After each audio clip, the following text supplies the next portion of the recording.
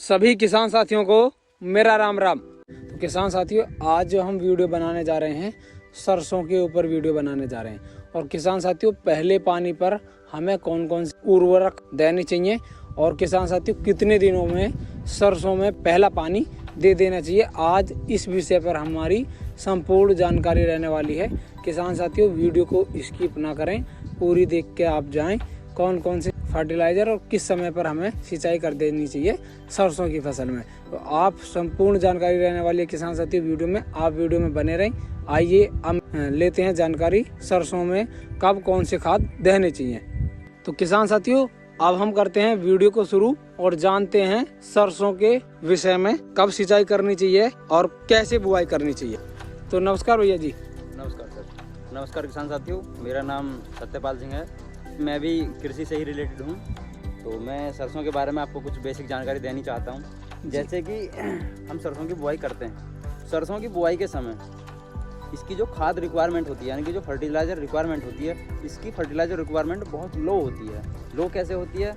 इसमें आप मान के चलिए 80 किलोग्राम नाइट्रोजन और 60 किलोग्राम आपका पोटास जी और आपका 40 किलोग्राम फास्फोरस रहते हैं।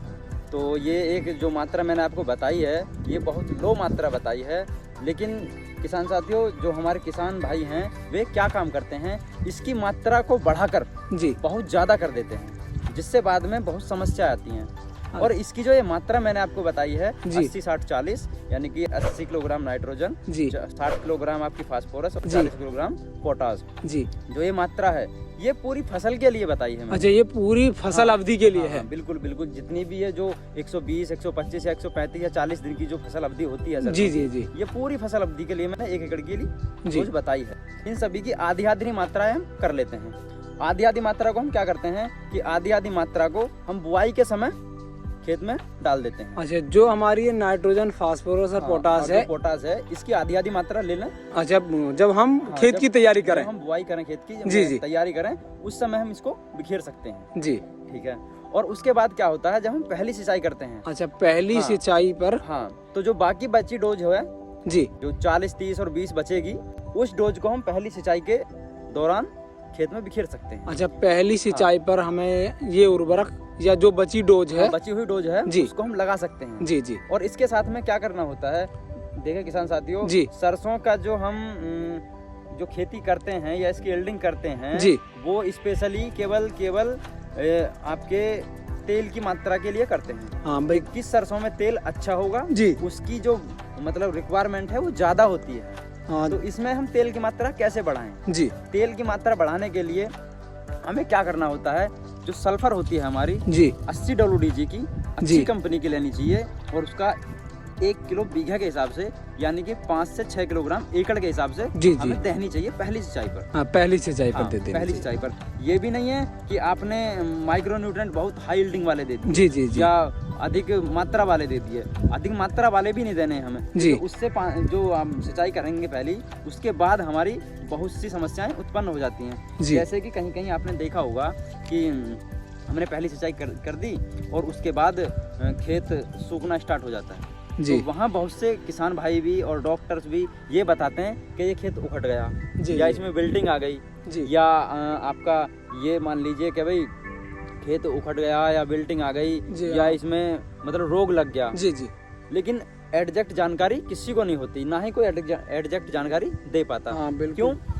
और एक मैं आपको बात बता दूं जी जी, जैसे कि हम धान के खेत में सरसों की बुआई कर रहे हैं, लेकिन सबसे ज्यादा समस्या धान वाले खेतों में ही आती है। उनमें ही क्यों आती है?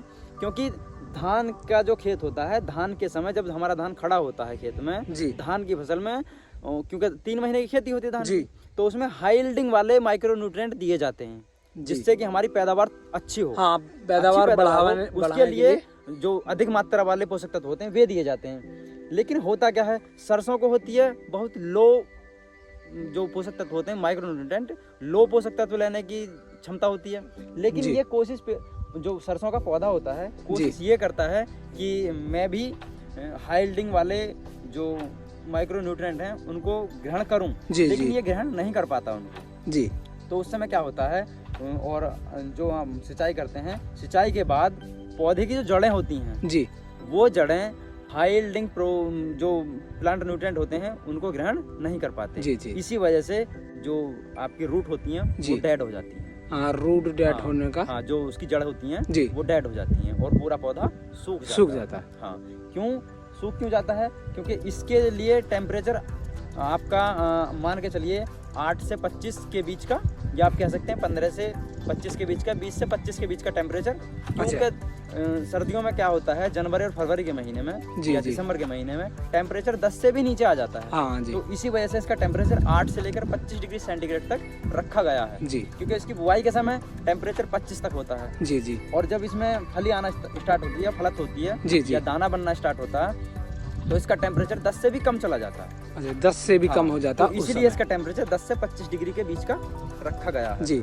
और भैया जी मैं ये और जानना चाहूँगा सर, मैं जैसे अभी इस खेत में सिंचाई नहीं की गई है और हमारे किसान साथी सरसों बिजाई के कितने समय से कितने समय तक सिंचाई कर देनी चाहिए? ये आपने बहुत अच्छी बात की है और आपका प्रश्न भी बहुत अच्छा है।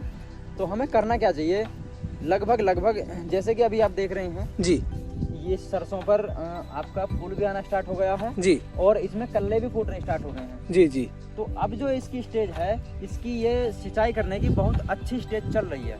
अच्छा, ये स्टेज पर आपका सिंचाई हो जानी चाहिए। क्योंकि होता क्या है, अब इसके कल्ले भी फूट रहे हैं और इसमें फूल भी आ रहा है जी। और अगर अब इसकी सिंचाई नहीं हुई तो फूल यहीं का यहीं रुक जाएगा और ये कल्ले भी यहीं रुक जाएंगे। अच्छा, जो अभी इस खेत की सिचुएशन है किसान साथियों, जो स्टेज है इस खेत में अब सिंचाई हो जानी चाहिए। हाँ। और उसमें बताया है सल्फर वो भी 80% वाला दे सकते हैं। प्रति एकड़ की भी डोज के बारे में बात की है। ऐसा नहीं है 80% वाला ही हो, 90% वाला भी चलेगा। आपका जो FS वाला आता है फर्टिलाइजर सल्फर, वो भी चलेगा, लेकिन मतलब ऐसा हो कि हाई यील्डिंग वाला ना हो, क्योंकि इसको बहुत ज्यादा समस्या हो जाती है। अच्छा, हाई यील्डिंग वाला कोई भी प्रोडक्ट इसमें जो मैं कहूँ तो वाला इसमें कोई नहीं डालना चाहिए। हाँ, बिल्कुल। और इसमें यूरिया की मात्रा भी हमें ज्यादा नहीं लगानी है। अच्छा, हाँ, यूरिया, इस बात का विशेष ध्यान रहे। हाँ, किसान साथी इसमें भी चूक कर देते हैं। हाँ, किसान साथी क्या करते हैं, मान लीजिए 1 एकड़ की हमारी 40 या 50 किलो की रिक्वायरमेंट है जी, और हम डाल रहे हैं 4 बैग जी। तो हमें ऐसा भी नहीं करना है, क्योंकि हमें 4 बैग भी नहीं डालने हैं। तो किसान साथियों इस चीज का विशेष ध्यान रखें। और इसके अलावा बाद में बहुत सारी बीमारी आती हैं, जैसे कि रस्ट है जी, डाउनी मिल्ड्यू है, पाउडरी मिल्ड्यू है। तो ये रोग की जो आपकी समस्याएं हैं, इस रोग की जानकारी हम समय समय पर आकर आपको अपडेट करते रहेंगे।